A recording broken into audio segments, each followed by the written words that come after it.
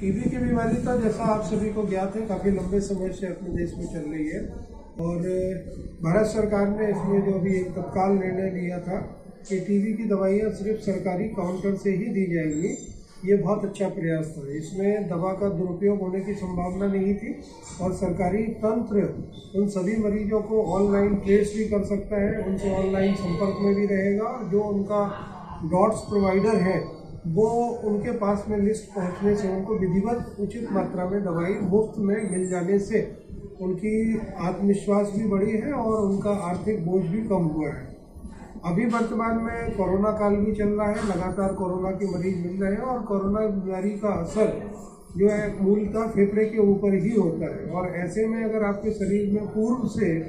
ऐसी कोई बीमारी हो जो लंग्स को ज़्यादा क्षति पहुंचा चुकी हो तो उसमें एक और संभावना हो जाती है कि उस बीमारी के फैलाव की भी फेफड़े से हट के शरीर के अन्य हिस्सों में जाने की संभावना बढ़ जाती है। इसलिए कोरोना के बचाव के साथ साथ हमें स्वस्थ रहने के लिए और बचाव करने के लिए हमें साफ सुथरा भोजन, हरी फलदार सब्जियां और जो भी जिस मौसम में फल आता है जो आपके आर्थिक स्थिति के अनुरूप दायरे में हो, ऐसी सभी चीज़ों का हमें सेवन करना चाहिए। अत्याधिक जो है मिर्च मसाला, नशा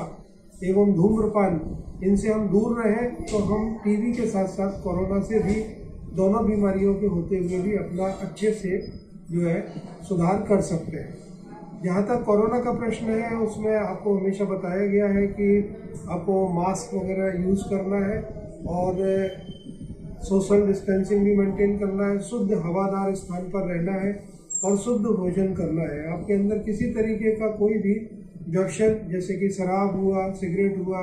बीड़ी हुआ, तंबाकू हुआ और अनियमित दिनचर्या, ये सारी चीज़ें आपके शरीर की प्रतिरोधी क्षमता को नष्ट करती है,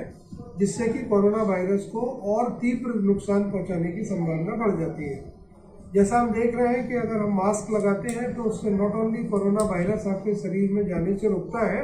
अन्य बीमारियों के कीटाणु भी शरीर में प्रवेश नहीं कर पाते हैं। उनमें से एक है ट्यूबरकुलोसिस, क्योंकि ये भी हवा के माध्यम से ही फैलता है।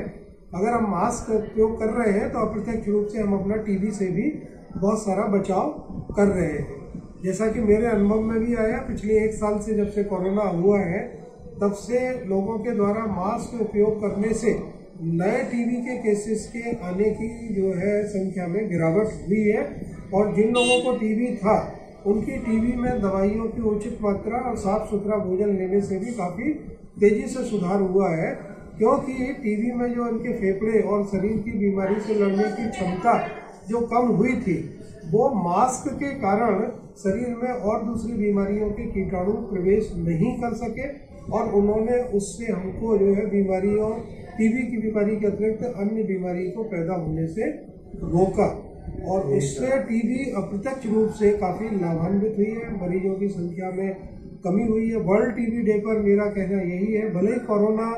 इस देश से चला जाए या विश्व से चला जाए, लेकिन जो एक मूल मंत्र आपको कोरोना काल में मिला है वो है सोशल डिस्टेंसिंग, नियमित दिनचर्या, स्वस्थ साफ भोजन और मास्क का उपयोग। ये चारों चीज़ें आपको टीबी से होने से बचाने में भी बहुत कारगर है।